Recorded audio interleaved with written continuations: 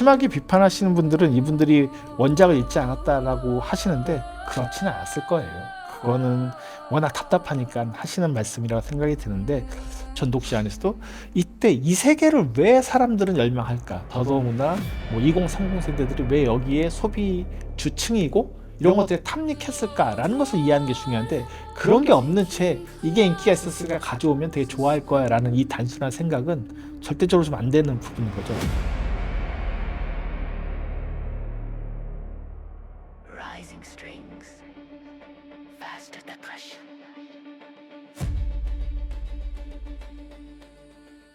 안녕하세요. 올해 한국영화 특집 2부를 시작하도록 하겠습니다. 이번 시간에는요, 주제를 이렇게 잡았습니다. 올해의 문제적 한국영화. 그 밑에 부제가 보이시죠? 전지적 독자 시점입니다. 원래 이 작품은 300억 이상이 투자가 됐었고요. 그렇게 해서 순제를 통해서 이제 벌어들이려면 그 600만 이상이 들어왔었어야 되는데 실제 결과는 100만 정도밖에 되지 못했습니다. 뭐 워낙 캐스팅도 화려하고 자체도 원작도 워낙 큰 인기를 누렸던 작품이기 때문에 여러 가지로 기대가 컸는데 결과적으로는 망해버린 그런 케이스라고 볼 수가 있겠죠.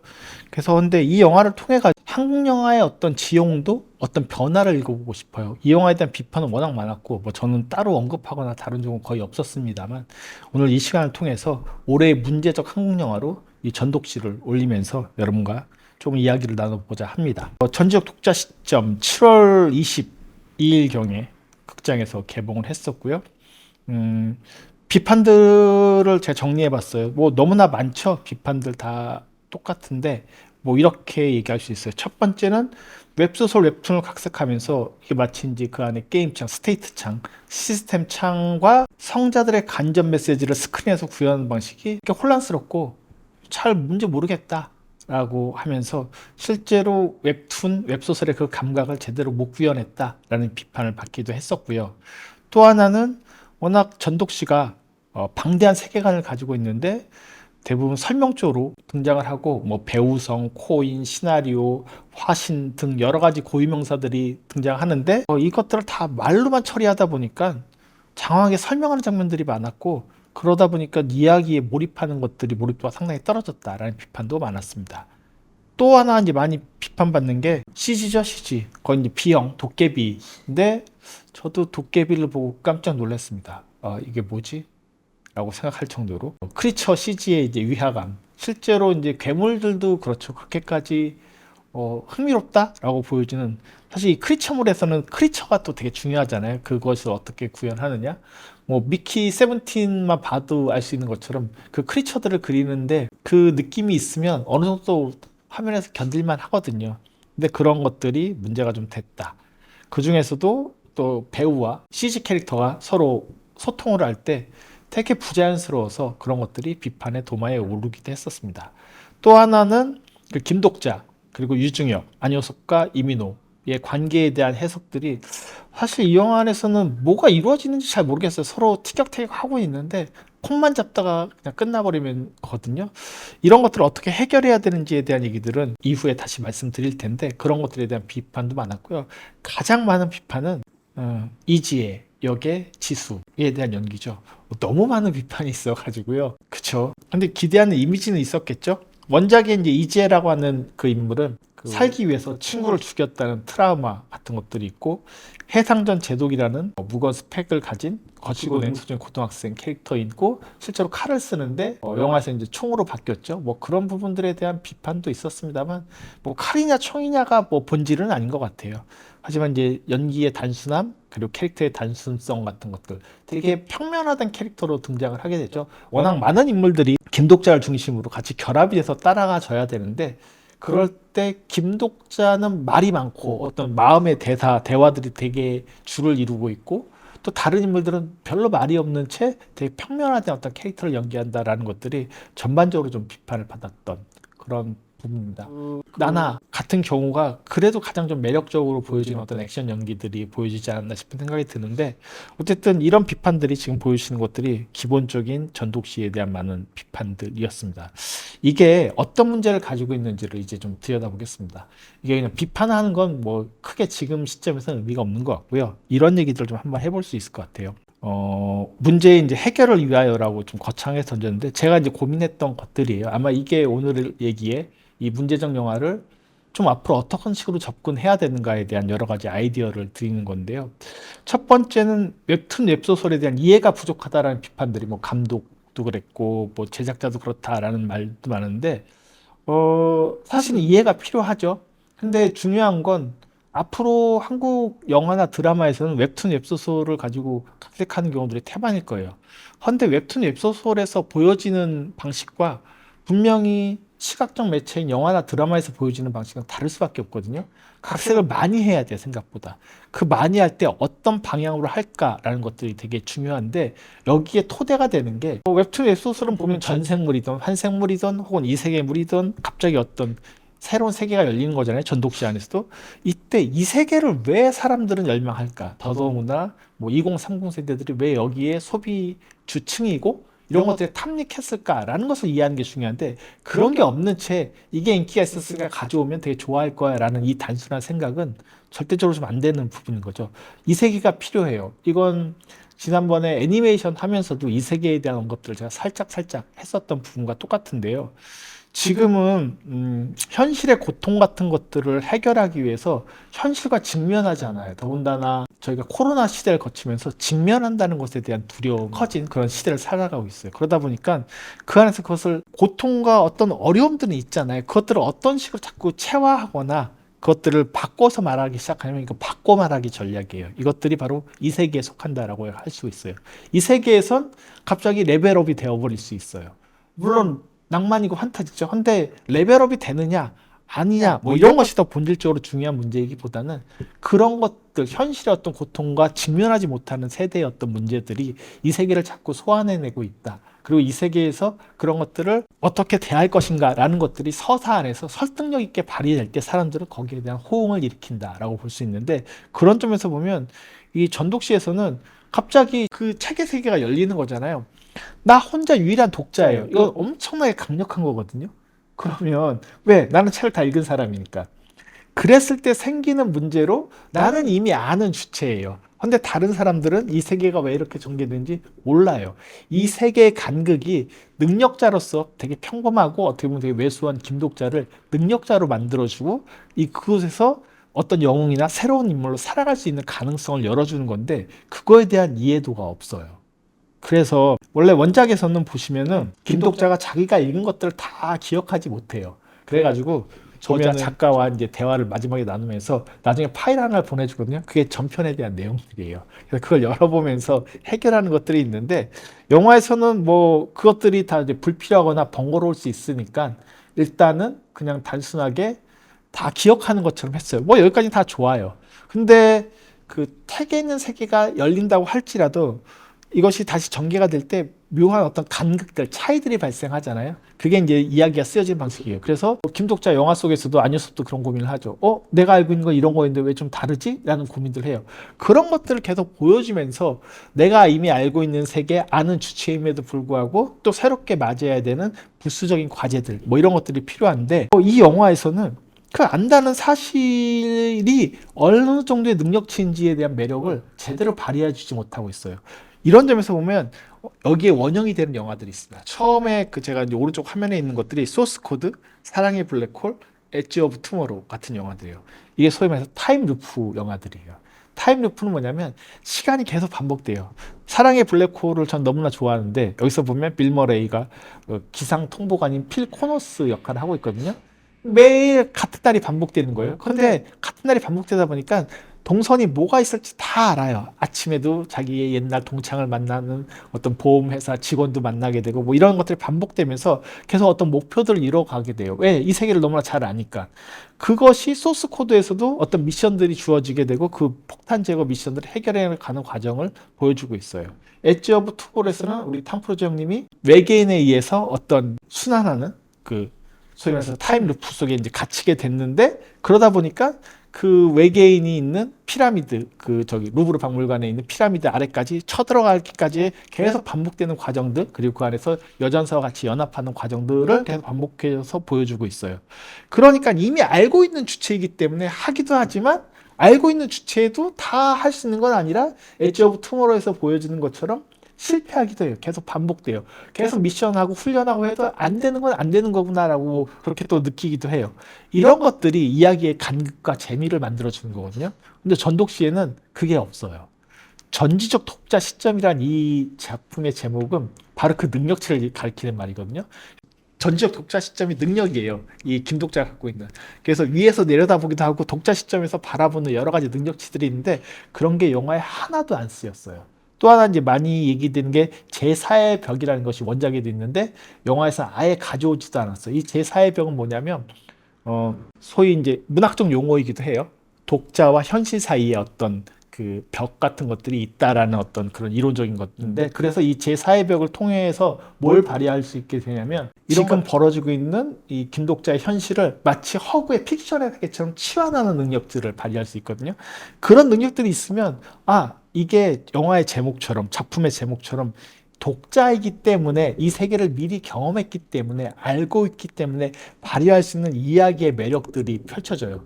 아까 얘기했던 그 소스 코드나 사랑의 블랙홀이나 엣지 오브 투모로우처럼 타임 루프를 통해서 이 세계를 이미 경험하고 알고 있기 때문에 어떤 길들을 찾아가는 것처럼 이것도 길을 찾아가야 되는데 그 길을 찾아가는 과정이 없이 그냥 던전에서 계속 괴수를 하나씩 무찌르는 데만 주목을 해서 보여주고 있어요. 이런 미리 아는 주체의 얘기들은 좀 다른 차원에서도 말씀드릴 수 있습니다. 그러니까 기존의 어떤 되게 유명한 의사이거나 화학자이거나 약사였기 때문에 전생하거나 환생해서 그 능력을 발휘한다고 한다는 이 세계 약국 같은 경우도 현생 세계에서 내가 되게 현대의학을 알고 있기 때문에 이 세계에 갔을 때 거긴 현대의학이 안 알려지지 않아서 내가 어떤 치료약들을 막 만드는 능력자가 돼서 그런 아들로 환생한다 뭐 이런 얘기들이 있거나 닥터 플레이어 같은 작품들에서도 마찬가지로 그런 미리 것들을 알고 있기 때문에 그 현대의학을 알고 있기 때문에 다른 세계에서 그 능력을 발휘할 수 있다라는 게 이 세계물들에서 되게 중요한 것들 중에 하나거든요. 혹은 뭐 TV 드라마로 알려진 재벌집 막내 아들에서 이미 이 재벌가의 상황을 알고 있는 과거를 경험했던 주인공이기 때문에 재벌집 막내 아들로 다시 환생을 했을 때 그랬을 때 발휘할 수 있는 어떤 뭐 그래서 타이타닉이 대박 날 거라고 미리 예언하기도 하고 그걸 맞춰서 사업을 일으키기도 하는 그런 능력치들을 발휘할 수 있는 거거든요. 그런 것들을 이 전지적 독자 시점에서는 전혀 쓰고 있지 않아요. 각색을 할 때 미리 아는 주체가 알고 있기 때문에 이 세계를 감당하는 방식들에 대한 얘기가 되게 중요한 테마이자 이미 영화로도 이런 식으로도 수많은 매체들에서 반복적으로 다뤄주고 있는데 그런 걸 안 쓰고 있다는 건 영화의 형식화에 대한 이해도가 상당히 떨어진다. 마치 던전처럼 그것들을 깨 부수려고 하고 있는 것들만 보여요. 그래서 다음 얘기들도 마찬가지거든요. 원작에 따르면 각각의 지하철들의 입구들마다 다 던전들이 되어 있기 때문에 그걸 깨 부수면서 최종 지점으로 가는 얘기예요. 근데 그런 구조가 이뤘던 게 이 영화의 제작자 원동현 대표가 이전에 신과 함께로 두 개의 작품이 쌍천만을 다루게 됐었죠. 거기에 그 신과 함께도 물론 원작 만화가 있어요. 그렇죠? 그걸 다룰 때는 그럴 수밖에 없어요. 신은 되게 단순한 미션이에요. 신과 함께선 이 주인공이 선한 인물인지 아닌지 지옥에 갈지 아닐지를 각각의 심판관에 해당되는 인물들로부터 그걸 해결받아야 돼요. 이건 애초에 짜여진 던전 구조에서 크게 여기서 벗어날 수 있는 여지가 없어요. 다시 말해서 주인공이 뭔가 할 수 있는 역할이 없어요. 과거 회상을 통해서 얘가 선한 인물이 아니야라는 진실을 밝히는 관점만 있을 뿐이에요. 근데 이 방식을 그대로 갖다 적용했어요.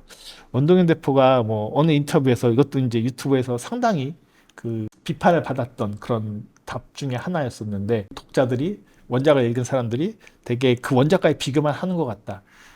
물론 뭐 그렇게 볼 수도 있겠어요. 그럼 각색을 잘 했어야 되는데 그때 되게 중요한 포인트는 원동현 대표도 신과 함께의 쌍천만을 너무나 의식하고 있는 거예요. 그 구조를 그대로 가지고 와 버린 게 오히려 더 패착이었다.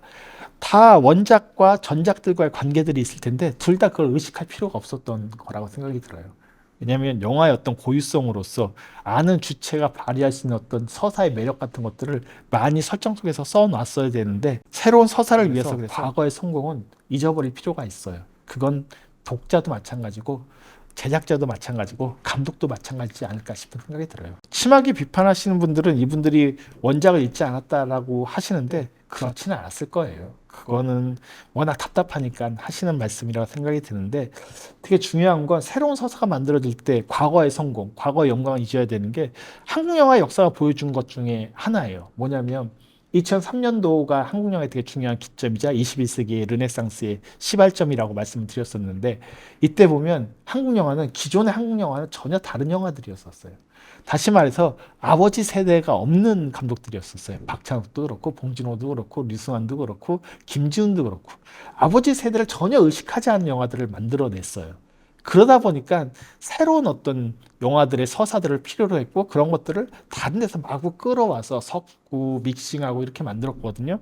그래서 원동현 대표 혹은 이 전지적 독자 시점의 실패는 신과 함께라고 했던 이전에 두 개의 천만 영화들을 그대로 가지고 오게 됨으로써 마치 던전의 구조처럼 반복되다 보니까 중반부터 되게 지루해지죠. 왜냐하면 그 던전을 깨는 것들에만 되게 집중을 하다 보니까 어떤 액션, 갈등의 상황이라는 것도 되게 작아 보여요. 근데 신과 함께에서는 그게 되게 주도했어요. 왜냐하면 그걸 심판자들이 심판하고 얘가 이 과제를 여기에 합격을 받아야 되는 것들이니까 그때는 심판자 위치에서 보게 돼요. 근데 전지적 독자 시점은 심판자 위치에서 보는 것이 아니라 주인공이 그 미션을 해결하는 거예요.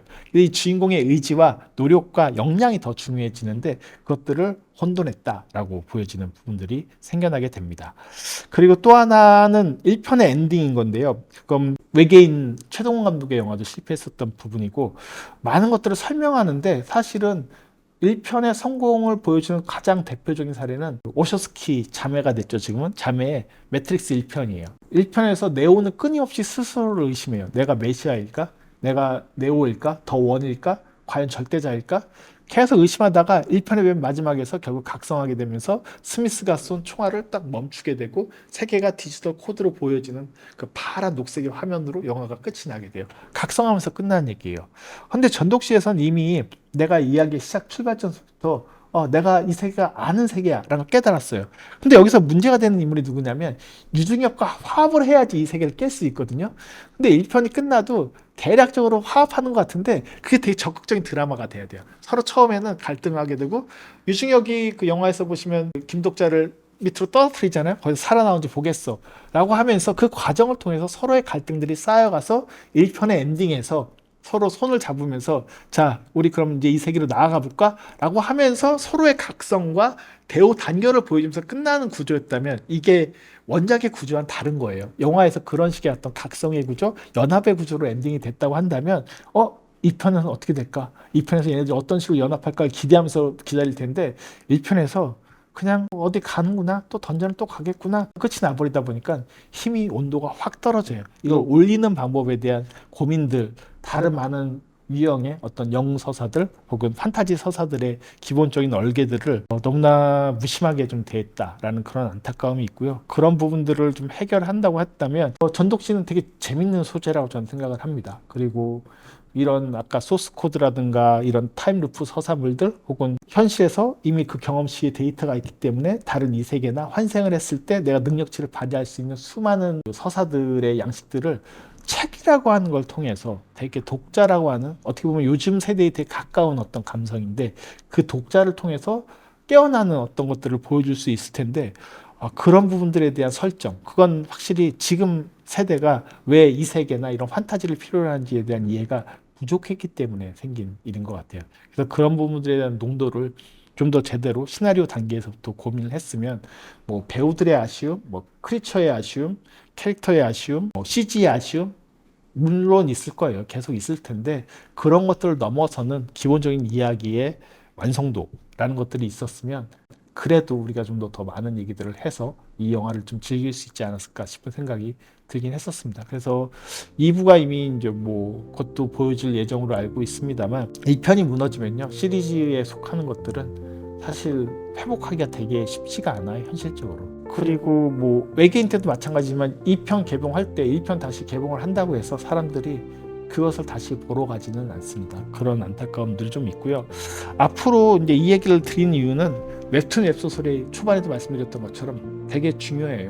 우리의 주요한 많은 지적 콘텐츠이자 요즘 세대의 중심적 콘텐츠라고 전 보여지거든요. 그런 관점에서 보신다고 한다면 이 콘텐츠들을 어떻게 각색할 것인가에 대한 좀 더 전면적인 고민이 필요하다고 볼 수가 있을 것 같습니다. 물론 저는 그것보다는 좀 오리지널 각본을 더 좋아하는 편이긴 합니다만 어쩔 수 없는 시대성이 있어요. 그것도 또 서로 다 인정을 해야죠. 그 시대성 속에서 우리가 어떤 해답을 찾아가야 될지에 대한 고민들을 같이 한번 해보았으면 좋겠습니다. 네, 그래서 문제적 영화 전지적 독자 시점의 어떤 해결책과 이것들이 갖고 있는 어떤 사회적 세대론적 함의에 대한 말씀을 드리면서 2부를 마치도록 하겠습니다. 들어주셔서 감사합니다.